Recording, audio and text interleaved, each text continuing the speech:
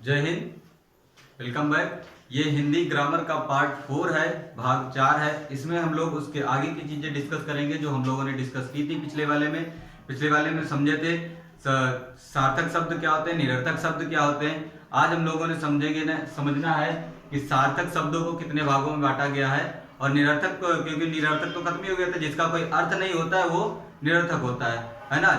जिस भी शब्द का कोई अर्थ नहीं निकलता है वो हमारे सारे के सारे क्या हो जाते हैं, निरर्थक शब्द हो जाते हैं। और क्या समझा था कि जिनका कोई मतलब निकलता है, कोई अर्थ निकलता है, वो सब के सब क्या होते हैं, सार्थक शब्द होते हैं, है ना। अब सार्थक शब्दों को कितने आधार पर बांटा गया था उसको आगे चल के हम लोग डिटेलाइज करते हैं। तो सार्थक शब्दों के आधार पर जो है पहला नंबर है आपका प्रयोग के आधार पर। प्रयोग के आधार पर जो है कितने भागों में बांटा गया है, जो है प्रयोग के आधार पर बांटा गया है। प्रयोग के आधार पर तो पहले समझ लेते हैं इसको कि प्रयोग के आधार पर क्या है। तो सार्थक शब्दों को प्रयोग के आधार पर दो भागों में बांटा गया है। कितने? दो भागों में। एक तो विकारी शब्द, दूसरा अविकारी शब्द। पहला है विकारी शब्द और दूसरा है अविकारी शब्द, ठीक है। और समझते हैं विकारी शब्द क्या है। तो भाई विकारी शब्द जिन शब्दों का रूप वाक्य में लिंग, वचन, कारक आदि के कारण बदल जाता है उन्हें विकारी शब्द कहते हैं।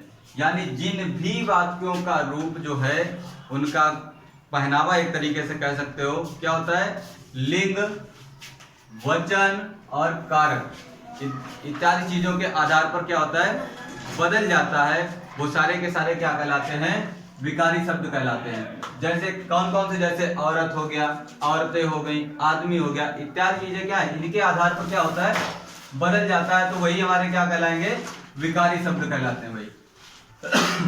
वही सब क्या कहलाते हैं, विकारी शब्द। अब एक चीज ध्यान रखना, विकारी शब्द भी कई प्रकार के होते हैं। विकारी कई का नहीं, सीधा 4 प्रकार के। विकारी शब्द को भी कितने, 4 भागों में बांटा गया है। कितने भाई, 4 भागों में। कितना प्रयोग के आधार पर जो है, एक मिनट रुकिएगा,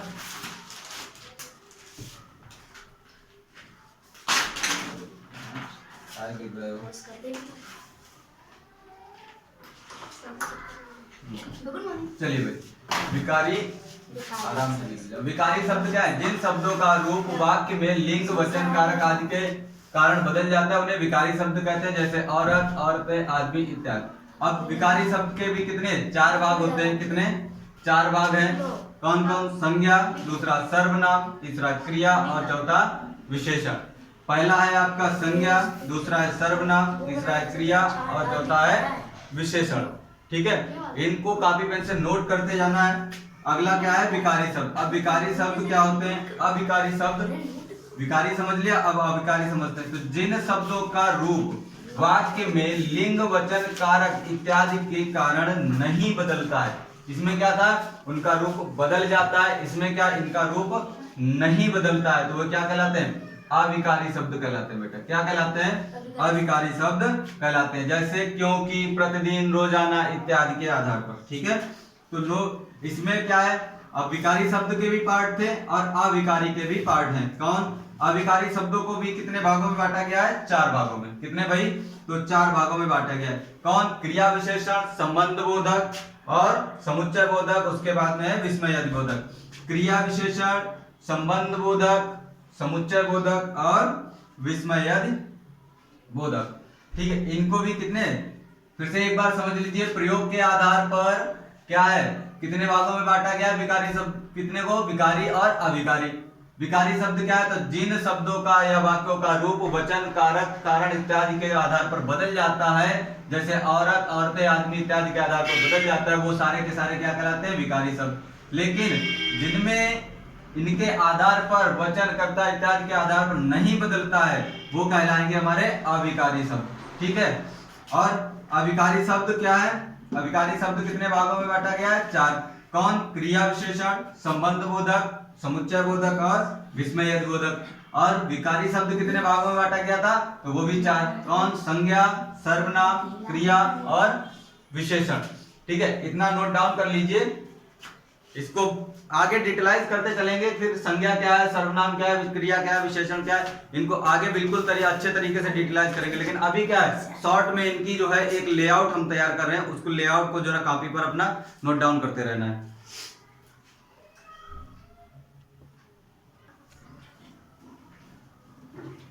चलिए अब उसके आगे का देखते हैं कि उत्पत्ति के आधार पर जो है शब्द कितने प्रकार के, उत्पत्ति के आधार पर पहले, ठीक है।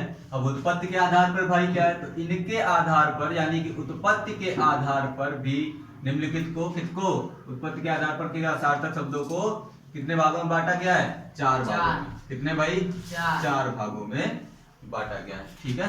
कौन कौन है, पहला है आपका तत्सम शब्द, दूसरा है तद्भव शब्द, तीसरा है देशज और चौथा है विदेशी। तत्सम, तद्भव, देशज और विदेशी, यानी कि उसको देशज को देसी भाषा में समझ लो, उसको कहते हो देसी, मतलब अपने देश के जो विभिन्न बोलियों से लिए गए हैं शब्द उनको बोला जाता है देसी, यानी देशज शब्द, ठीक है, कंफ्यूज नहीं हो। और विदेशी का मतलब सीधा ही है बाहर से ही उसको एक जो है लिए गए हैं विदेशी भाषाओं में से जो पुटअप किए गए हैं प्रश्न शब्द, उनको बोलते हैं विदेशी शब्द। अब समझते हैं तत्सम शब्द क्या है। तो वे शब्द जो कि मूल रूप से संस्कृत के हैं, काहे के हैं, संस्कृत भाषा के हैं, ठीक है, और अपने उन्हीं रूप में, अपने उसी रूप में संस्कृत के ही भाषा के रूप में क्या है, वो हिंदी भाषा में प्रयोग होते आ रहे हैं या प्रयोग होते हैं, ठीक है, वो क्या कहलाते हैं, तत्सम शब्द कहलाते हैं। जैसे अग्नि, अग्नि को हम अग्नि बोल देते हैं।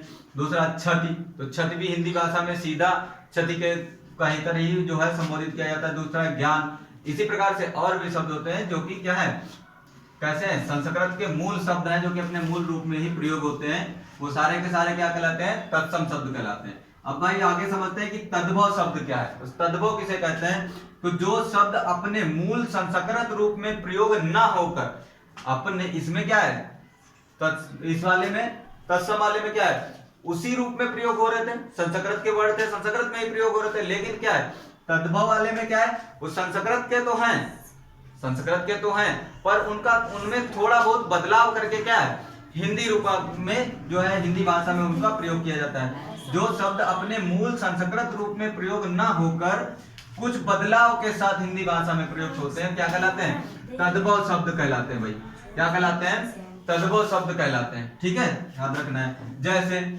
अग्नि, अग्नि को क्या कर दिया, आग कर दिया, ग्रह को घर कर दिया, मुख को मुंह कर दिया और आंसू को अश्रु। इस प्रकार से क्या है, ये कुछ न कुछ थोड़ा बहुत बदलाव कर करके जो हिंदी भाषा में प्रयोग हो रहे हैं संस्कृत के वर्ड, वही क्या कहलाएंगे, तद्भव शब्द कहलाएंगे। समझ में आया।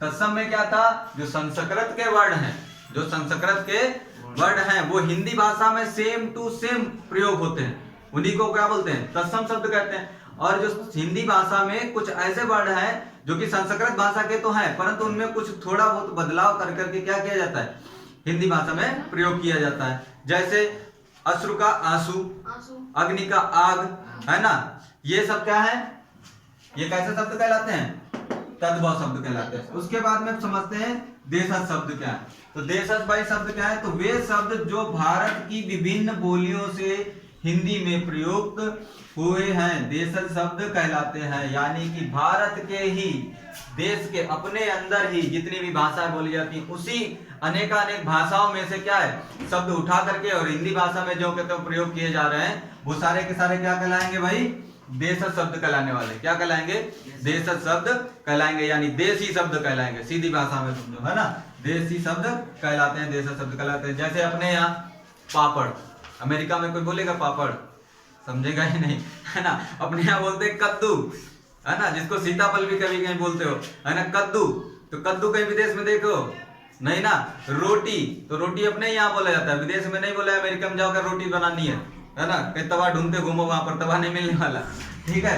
तो वो क्या हो गया, थैला, वहां पर बैग बोलते हैं, है ना, लगेज, ये सारी चीजें थोड़ी थोड़ी बोलते हैं। लेकिन क्या अपने यहाँ क्या बोलते हैं, थैला, कद्दू इत्यादि, ये बहुत सारी चीजें हैं जो कि हिंदी में ही अपने यही बोली जाती है। अपने यहाँ कहते हैं खटिया, चारपाई, है ना। विदेश में ढूंढो कि एक खटिया दिखा दो भाई, तो कहाँ से मिलेगा तुमको खटिया, बोलेगा यहाँ मिलता ही नहीं है ना। ये क्या है, ये कैसे शब्द हो जाते हैं भाई, ये देसी शब्द हो जाते हैं, देशज शब्द हो जाते हैं। दूसरा है विदेशी शब्द। अब विदेशी शब्द क्या है भाई, तो वे शब्द जो विदेशी हैं, विदेशी हैं और लेकिन विदेशी होते हुए भी हिंदी भाषा में ज्यों के त्यों प्रयोग किए जा रहे हैं। विदेशी शब्द मतलब विदेशी बाहरी भाषा से लिए गए हैं, जैसे अंग्रेजी वर्ड के ही है ना, उनका ज्यों का त्यों हिंदी भाषा में भरपूर आज हम लोग इस्तेमाल कर रहे हैं, है ना, उनका प्रयोग करते जा रहे हैं। तो वही शब्द क्या कहलाते हैं, विदेशी शब्द। क्या कहलाते हैं? विदेशी। जैसे हम बोले इसको क्या बोलते हैं? पेन बोल दें। क्या बोल दें? पेन बोल दें। तो ये क्या है? अंग्रेजी शब्द है ना। तो ज्यों का त्यों प्रयोग कर रहे हैं हम लोग।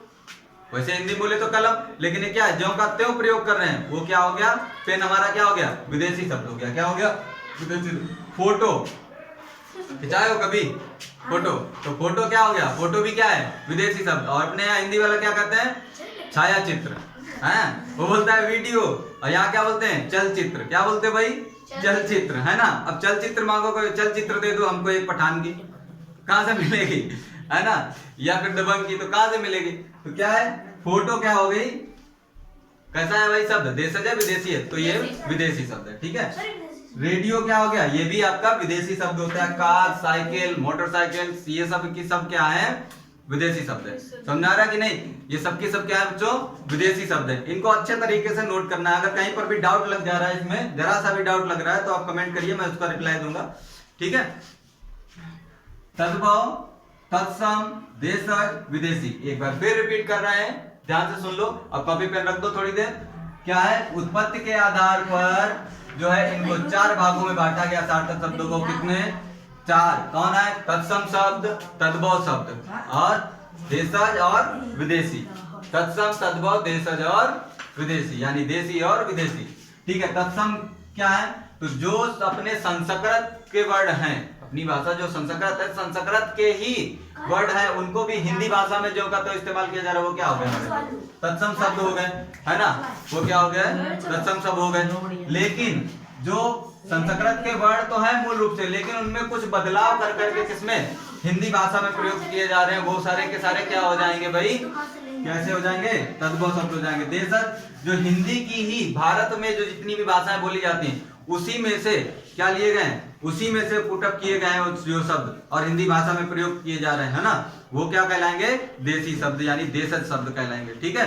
और जो विदेश की भाषाओं से लिए गए हैं शब्द और जो कि तो हिंदी भाषा में प्रयोग किए जा रहे हैं, वो क्या कहलाएंगे? विदेशी शब्द। जैसे पेन, कार, ठीक है, बोर्ड, और ये सब कैसे है? साइकिल वगैरह, ये सब के सब कैसे हो जाएंगे? विदेशी शब्द हो जाएंगे। हाँ, घड़ी यहाँ की नहीं, वॉच उसको बोलते हैं, है ना, वॉच बोलते हैं। तो ये सब के सब क्या है? अच्छा, कुछ एग्जांपल बता रहे हैं, उनको बताइए हमको। जैसे हम बोलते हैं आपसे कि जो है फावड़ा, तो फावड़ा बताओ, देशी शब्द है, देशज शब्द है या विदेशी शब्द है? हाँ, देशज शब्द है। कैसा है? हाँ, देशज शब्द है। ठीक है, देशज शब्द है। हम आपसे बोले पेन, तो पेन बताओ, देशज शब्द है या विदेशी शब्द है? हाँ, विदेशी शब्द है। ठीक है ना। हाँ, तो इसको नोट कर लीजिए और इसके फिर आगे की हम लोग समझते हैं क्या है। दिखता है। चलिए भाई, उसके आगे का देखते हैं। बनावट के आधार पर। ठीक है, क्या समझ रहे हैं? बनावट के आधार पर। तो ये आपका लास्ट पॉइंट है। बनावट के आधार पर जो है सार्थक शब्द कितने प्रकार के हो जाते हैं? तो बनावट के आधार पर निम्नलिखित को कितने भागों में बांटा जा सकता है भाई? 3 भागों में बांटा जा सकता है। कितने भागों में? 3 पार्ट्स में जो है डिवाइड किया गया है। इसको 3 भागों में बांटा गया है। कौन कौन से है? रूढ़ शब्द, दूसरा है यौगिक शब्द और तीसरा है योग रूढ़ शब्द। पहला है रूढ़ शब्द, दूसरा है यौगिक शब्द और तीसरा है योग रूढ़ शब्द। ठीक है, अब इसको एक एक करके समझते हैं कि रूढ़ शब्द क्या होते हैं। तो रूढ़ शब्द क्या है? जिन शब्दों के 2 या 2 से अधिक सार्थक खंड टुकड़े नहीं किए जाते हैं, नहीं किए जा सकते हैं या नहीं किए जाते हैं, बल्कि ये शब्द किसी विशेष अर्थ के लिए प्रयोग होते हैं। जब किसी वाक्य में कोई विशेष अर्थ हमको स्पष्ट करना हो, तब हम इनका प्रयोग करते हैं। ऐसे शब्दों को क्या कहते हैं? रूढ़ शब्द कहते हैं। क्या कहते हैं? रूढ़ शब्द कहते हैं। क्या कहते हैं भाई? रूढ़ शब्द कहते हैं। जैसे तोता, तोता के टुकड़े कर सकते हो, इसके संधि विच्छेद करके देखो, नहीं होगा ना। तो फिर क्या है? नदी, पहाड़, जल इत्यादि और भी प्रकार के जो है ये क्या है? शब्द है। कैसे है? ये रूढ़ शब्द है। उसके बाद समझते हैं यौगिक शब्द क्या है। यौगिक शब्द किन्हें कहते हैं? तो 2 शब्दों के योग से बने, फिर बता रहा हूं, ध्यान से रखना, समझना, 2 शब्दों के योग से बने, 2 शब्दों के योग से बने शब्दों को यौगिक शब्द कहते हैं। क्या कहते हैं? यौगिक शब्द कहते हैं। इन 2 शब्दों के अपने पूरे अर्थ होते हैं। क्या होते हैं भाई? 2 अर्थों से बने शब्दों को यौगिक शब्द कहते हैं। ध्यान रखना, दो शब्दों के योग से बने शब्दों को यौगिक शब्द कहते हैं और इन दोनों का अलग अलग अपना एक क्या होता है, अर्थ होता है। ठीक है, दोनों के अपने एक अर्थ होते हैं। जैसे डाक और घर को मिला करके क्या हो जाता है, डाकघर, है ना। डाक का एक अलग अर्थ है अपना, घर का एक अलग अर्थ है, लेकिन दोनों को मिला के क्या है, डाकघर। ठीक है, दूसरा है विद्या। विद्या का एक अलग अपना ही अर्थ होता है और आलय का एक अलग, यानी कि तो क्या हो गया, विद्यालय। क्या हो गया, विद्यालय, अर्थात विद्या का घर कह सकते हो, मंदिर कर। योग समझ में आया। अब आता है योग रूढ़ शब्द। योग रूढ़ शब्द क्या है भाई, योग रूढ़ शब्द क्या है, तो ऐसे यौगिक शब्द, ऐसे यौगिक शब्द, ध्यान रखना, ऐसे यौगिक शब्द जो विशेष अर्थ में प्रयुक्त होते हैं, जो विशेष अर्थ में, मतलब किसी जब वाक्य में हमको इनका कोई विशेष अर्थ स्पष्ट करना होता है जिस वाक्य में, या जिसको दर्शाना होता है, तो वो हमारे किसके अंतर्गत आते हैं, योग रूढ़ शब्द के अंतर्गत आते हैं। जैसे जब हम कहना हो आपको, है ना, दशानन का वध जो है प्रभु राम ने किया था, तो दशानन अर्थात रावण, तो यहाँ पर दशानन शब्द आपका क्या हो जाएगा, योग रूढ़ शब्द हो जाने वाला है। ठीक है, नीलकंठ, यानी नीलकंठ अर्थात जब समुद्र मंथन हुआ तो उसमें जब विष निकला था तो शिव जी ने उसको धारण कर लिया था, और कहां पर होगा, कंठ में, तो इसीलिए उनका कंठ क्या है, नीला पड़ गया। तो क्या इससे समझ सकते हो कि उनको क्या बोला जाता है, नीलकंठ। क्या बोलते हैं, नीलकंठ, अर्थात शिव, अर्थात शिव। ठीक है, लंबोदर, लंबोदर का अर्थ क्या होता है, नहीं कहते पर्यायवाची में, हाँ, लंबोदर, विनायक, गजानन, गणपत, ये सब किसके हैं, अर्थात गणेश जी की स्तुति की जा रही। क्या है, गणेश, क्या है, अर्थात गणेश। फिर एक बार समझते हैं, बनावट के आधार पर कितने भागों में बांटा गया है सार्थक शब्दों को, 3, रूढ़ शब्द, यौगिक शब्द और योग रूढ़ शब्द। रूढ़ शब्द क्या है, तो जिन शब्दों के 2 या 2 से अधिक खंड, सार्थक खंड या टुकड़े नहीं किए जा सकते हैं, उनको क्या बोलते हैं, रूढ़ शब्द कहलाते हैं। जैसे तोता, नदी, पहाड़ इत्यादि। ठीक है, यौगिक शब्द क्या है, तो 2 शब्दों के योग से बने शब्दों को यौगिक शब्द कहते हैं। क्या कहते हैं, यौगिक शब्द कहते हैं। बैठ जाओ शांति से। यौगिक शब्द कहते हैं इन शब्दों के उस पर अपने अपने क्या होते हैं, एक अर्थ होते हैं। जैसे विद्या और आलय को मिलाकर के विद्यालय, इन दोनों का अर्थ जो है, शब्दों का अर्थ अलग अलग है ना। हम बोले डाक और घर, तो दोनों का अर्थ अलग अलग है, डाक और घर, यानी कि डाकघर। ठीक है, योग रूढ़ यानी दोनों शब्दों के मेल जब इनका कोई विशेष अर्थ प्रकट करना होता है, जैसे दशानन, नीलकंठ, शिव। ठीक है, इसको अच्छे से नोट डाउन कर लीजिएगा। कल हम लोग समझेंगे पार्ट 5 में कुछ ग्रामर का, अगले का एक नई इंटरेस्टिंग चीज। तब तक के लिए जय हिंद। जय हिंद।